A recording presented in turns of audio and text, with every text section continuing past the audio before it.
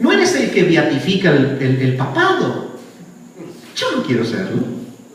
Si esos están quietitos así, no se mueven. Yo amo este grado de santidad. Venir acá y hablarles es más divertido que ser estatua. ¿O no? Esto es ser santos.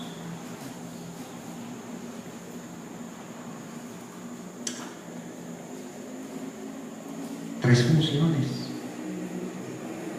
Da vida, sella y separa, santifica.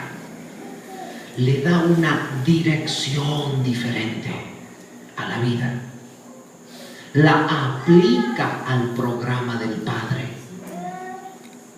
La limita y la encierra. Esclavos de Jesucristo para la gloria de Dios. Amén.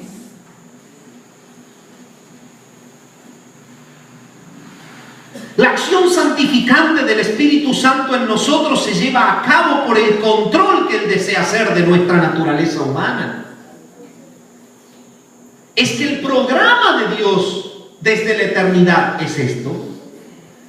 Dios tenía perfectamente determinado y ha provisto todo esto para glorificar las áreas de su divina persona. Si no, ¿cómo puedes pensar que el pecado entrase en la tierra? Si hay un Dios todopoderoso que puede ponerle el dedo y frenarlo, no, chiquito, tú no entras.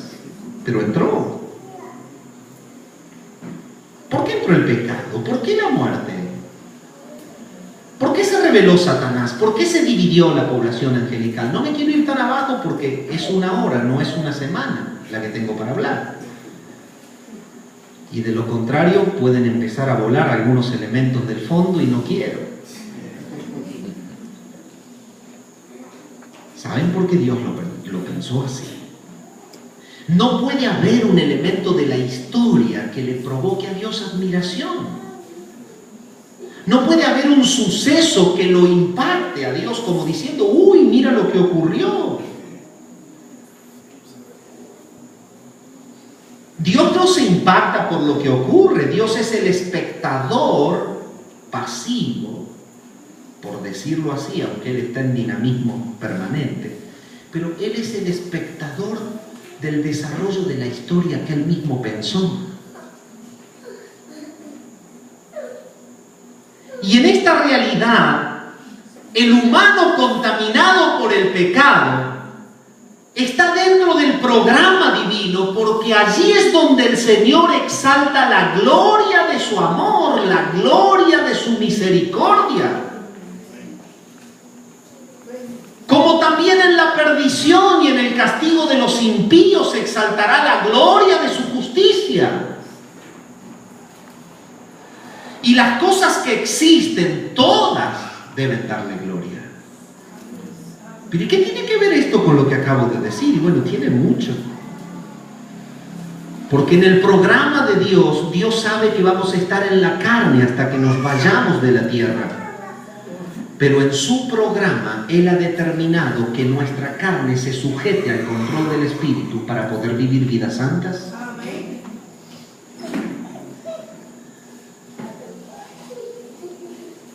Lamentablemente nosotros estamos en la carne y nuestra carne siempre tira hacia la transgresión y hacia el pecado, y entonces ¿cómo podemos hacer vincular el pensamiento de Dios con la realidad que vivimos? Solo tienes que revisar algunos pasajes como Gálatas capítulo 5, cuando dice la palabra allí que el deseo de la carne es contra el espíritu y el del espíritu es contra la carne. Y estos se oponen entre sí para que no hagáis lo que quisierais.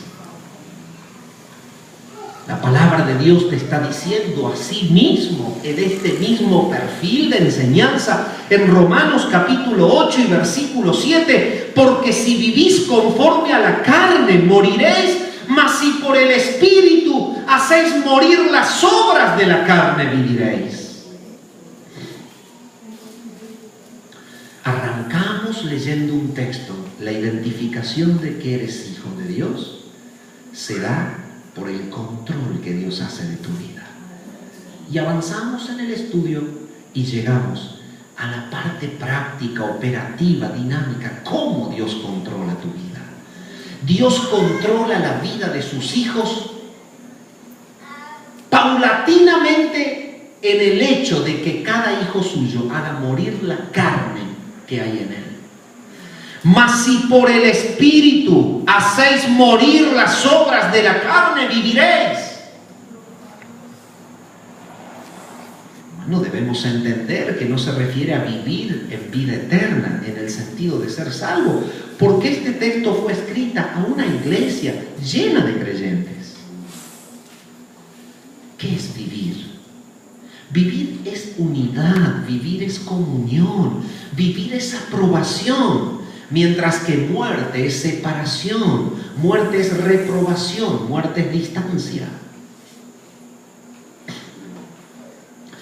Cuando la palabra dice, porque si vivís conforme a la carne moriréis, está queriendo decir que si tú tomas el hábito de vivir diariamente, aplicando tu conducta al control de tu mismo corazón y al control de tu deseo y de tu voluntad, lo que te acarrearás es reprobación de Dios. Si tú dices quiero hacer tal cosa y la palabra te dice no hagas esto porque es pecado, y tú desatinadamente, insensiblemente vas a practicar tal o cual acción, lo que te ocurrirá es que el Señor cortará la comunión allí. No hay más unidad. No se pierde la salvación, pero no hay unidad hasta que no haya arrepentimiento. Él no puede convivir ni un instante con lo contaminado.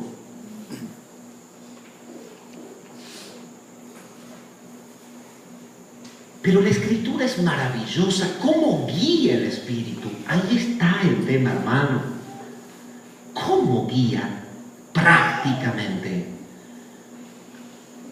Cuando por su impulso a la palabra y a la obediencia al mandato, va limitando en tu vida las reacciones impulsadas por tu carne. Estas reacciones impulsadas por tu carne pasan por los pensamientos carnales,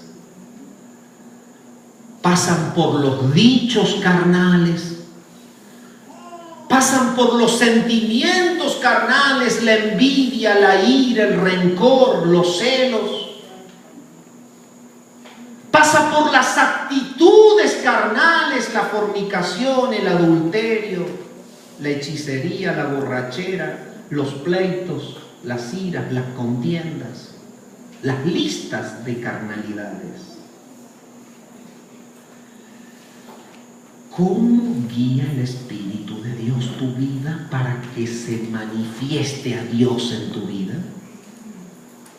Subyugando y matando los impulsos de la carne.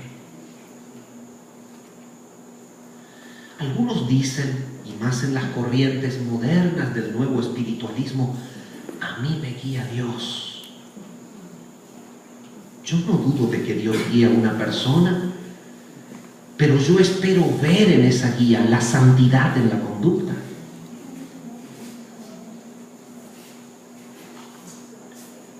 ¿Dónde guía Dios? Dios guía haciendo morir las obras de la carne. No puede ser que una persona diga, a mí me guió Dios a tal cosa, y esté en la oscuridad haciendo cosas con su pareja o con su novia, o esté quizás engañando a su mujer o a su marido, o esté quizás violando algún pacto, esté violando algún mandato del Señor, esté guardando rencor cuando tiene que perdonar, esté viviendo en impureza cuando tiene que ser puro. Amado hermano, la guía del Espíritu es práctica en una conducta que milagrosamente es transformada de las tinieblas a la luz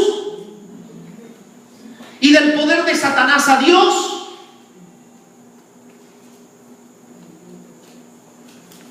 Porque si vivís conforme a la carne, moriréis, caeréis fuera de la comunión.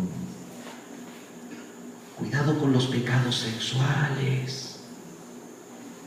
Cuando entré a República Dominicana me golpeó tremendamente esa atmósfera. Cuidado.